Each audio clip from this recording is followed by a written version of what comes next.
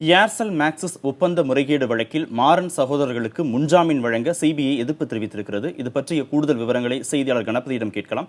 கணபதி, மாறன் சகோதரர்களுக்கு முன்ஜாமீன் வழங்குவதற்கு சிபிஐ தரப்பில் எதற்காக எதிர்ப்பு தெரிவிக்கப்பட்டது?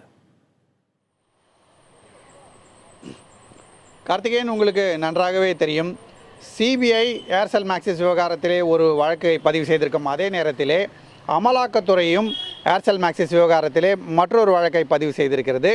இந்த இரண்டு வழக்குகளுக்குமான குற்றப்பத்திரிகைகள் சிபிஐ சிறப்பு நீதிமன்றத்திலே தாக்கல் செய்யப்பட்டிருக்கின்றன.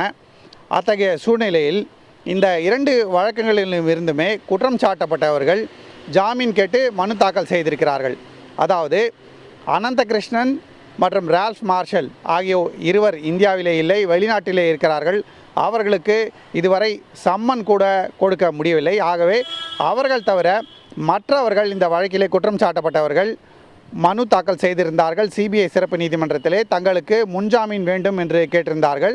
அதாவது மாறன் சகோதரர்கள் தயாநிதி மாறன், கலாநிதி மாறன், இதை தவிர காவிரி கலாநிதி மற்றும் சவுத் ஏஷியா எஃப்எம் நிறுவனத்தின் மேனேஜிங் டைரக்டரான சண்முகம் ஆகியோர் அத்தகைய மனுக்களை தாக்கல் செய்திருந்தார்கள். இந்த மனுக்கள் மீதான விசாரணை இன்று நடைபெறும் என்றிருந்த சூழ்நிலையிலே இன்று வழக்கின் விசாரணை தொடங்கிய உடனேயே சிபிஐ சார்பாக ஆஜராகும் வழக்கறிஞர்கள் இந்த ஜாமீன் மனுக்களை நாங்கள் எதிர்க்கிறோம், இதை எதிர்த்து முழுதான விவரமான வாதங்களை முன்வைப்பதற்கு எங்களுக்கு நேரம் ஒதுக்க வேண்டும், திங்கட்கிழமை அப்படி நேரம் ஒதுக்கினால் சரியாக இருக்கும் என்று கேட்டுக்கொண்டிருந்தார்கள். அந்த சமயத்திலே சிறப்பு நீதிபதியான ஓபி சாய்னி மேலும் கால அவகாசம் கேட்பது சரியாக இருக்காது, தேவைப்பட்டால் இந்த வழக்கின் விசாரணையை இன்று மதியமே நடத்தலாம் என்று சொல்லியிருந்தார். ஆனால் அதே சமயத்திலே குற்றம் சாட்டப்பட்டவர்களின் வழக்கறிஞர்கள் நாங்கள் ஒரு முக்கியமான விஷயத்தை இந்த நீதிமன்றத்தின் முன் வைக்க விரும்புகிறோம், அதற்கு அவகாசம் வேண்டும் என்று கேட்டார்கள். அதன்படியே நீதிபதி அவர்களுடைய பிரச்சனை என்ன என்பதை கேட்டறிந்தார். அப்போது அவர்கள் இந்த ஏர்செல் மேக்சிஸ் வழக்கை சிபிஐ சிறப்பு நீதிமன்றத்திலே விசாரிப்பது சரியாக இருக்காது, ஏனென்றால் இந்த நீதிமன்றம் ஸ்பெக்ட்ரம் ஸ்கேம் என்று சொல்லப்படும் 2G அலைக்கற்றை ஊழல் விவகாரங்களை விசாரிப்பதற்காக அமைக்கப்பட்டது. ஆகவே இந்த நீதிமன்றத்தில் அல்லாமல் வேறொரு நீதிமன்றத்தில் தான் இந்த வழக்கின் விசாரணை எடுத்துக்கொள்ளப்பட வேண்டும், இந்த வழக்கே வேறொரு நீதிமன்றத்தில் பதிவு செய்யப்பட்டிருக்க வேண்டும் என்ற கருத்தை தெரிவித்தார்கள். ஆகவே சிபிஐ மற்றும் அமலாக்கத்துறை இந்த கருத்தை எதிர்த்த போதிலும் நீதிபதி ஓபி சாய்னி இந்த விஷயம் பற்றி பல்வேறு வாதங்கள் முன்னெடுத்து வைக்கப்படுகின்றன. அத்தகைய சமயத்திலே நாம் முன்ஜாமீன் போன்ற விஷயங்களை முடிவு செய்தால் சரியிருக்காது. ஆகவே முன்ஜாமீனுக்கான வாதங்கள் மற்றும் இந்த வழக்கை இரண்டாக பிரித்து விசாரிக்கலாமா வேண்டாமா போன்ற விவகாரங்கள், இதை தவிர சிபிஐ தாக்கல் செய்திருக்கும் வழக்கிலே விசாரணை எப்போது தொடங்க வேண்டும், எப்போது சாட்சிகளை விசாரிக்க வேண்டும், குறுக்கு விசாரணை செய்ய வேண்டும், எப்போது ஆவணங்களை பதிவு செய்ய வேண்டும் போன்ற விஷயங்கள், அதே போலவே அமலாக்கத்துறை தாக்கல் செய்திருக்கும் குற்றப்பத்திரிகையிலும் எப்போது விசாரணையை தொடங்க வேண்டும், எப்போது வாதங்களை நடத்த வேண்டும் போன்ற விஷயங்கள் அனைத்தையும் ஒத்திவைத்து விட்டு முக்கியமாக இந்த ஏர்செல் மேக்சிஸ் வழக்கை சிபிஐ நீதிமன்றத்திலே, அதாவது இதே நீதிமன்றத்திலே நடத்தலாமா வேண்டாமா என்பதை பற்றி முதலில் முடிவு செய்து கொள்ளலாம் என்று வழக்கறிஞர்களுக்கு தெரிவித்திருக்கிறார். அதன்படியே வழக்கறிஞர்கள் அதற்கான ஆவணங்கள் அனைத்தையும் அவரிடம் கொடுத்திருக்கிறார்கள். இதற்கான விளக்கங்கள் அனைத்தும் கேட்கப்பட்டு அதற்கான பதில்கள் கொடுக்கப்பட்டு முதலிலே ஏர்செல் மேக்சிஸ் வழக்கை சிபிஐ சிறப்பு நீதிமன்றத்திலே நடத்தலாமா வேண்டாமா என்பதை பற்றி முடிவு எடுக்கப்படும். அதன் பிறகு ஜாமீன் உட்பட்ட மற்ற விஷயங்கள், இதர விஷயங்கள் குறித்து முடிவுகள் எடுக்கப்படும். கணபதி, இந்த வழக்கை விரைந்து முடிக்க வசதியாக அதை இரண்டாக பிரிக்கும் சிபிஐ கோரிக்கைக்கு நீதிமன்றம் என்ன பதில் தெரிவித்திருக்கிறது?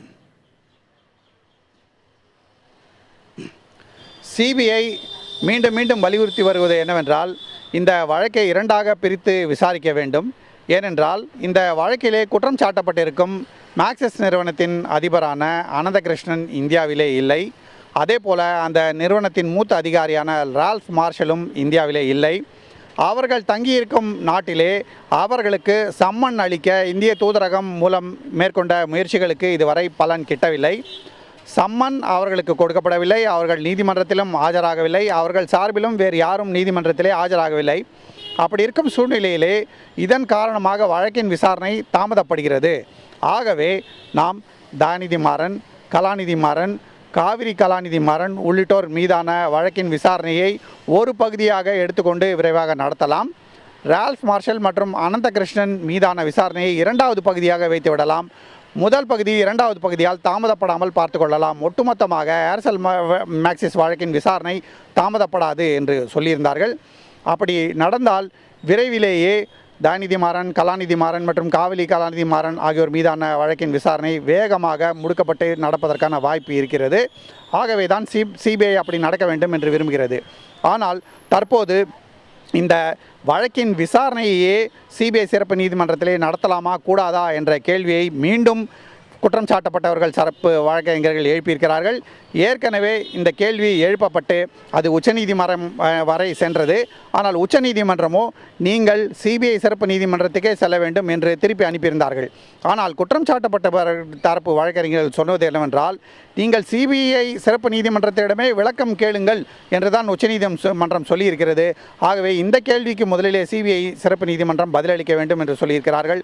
ஆகவே வழக்கை இரண்டாக பிரிப்பது மற்றும் முன்ஜாமீன் போன்ற விவகாரங்கள் மீதான விசாரணை தற்போது நடைபெற முடியாத சூழ்நிலை ஏற்பட்டிருக்கிறது.